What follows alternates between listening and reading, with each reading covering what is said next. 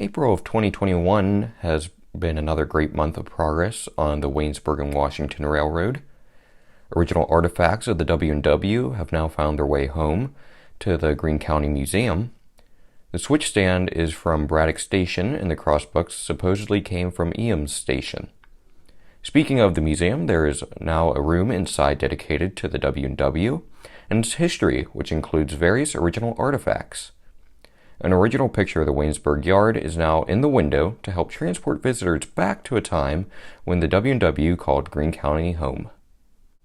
The major accomplishment that occurred this month was the removal of the concrete pad that was poured at the museum back in 1974. The rails embedded in the concrete were chipped and will be replaced with rail that is new to the museum. The rails that were embedded were never intended to be used, and the locomotive was meant to be a static display. That is until 1978, when she was restored to operation and ran until 1985. The removal of the concrete is also crucial to any future restoration work that will be performed on the railroad. The next step is the installation of an inspection pit. Once this project is complete, track can be relayed to the driveway of the museum.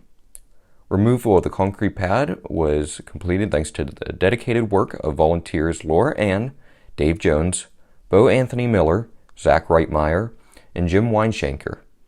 The last chunk of concrete was removed on April 24th. Hey, good morning. Jim Weinschenker and Zach here. Sam behind the video there on the phone.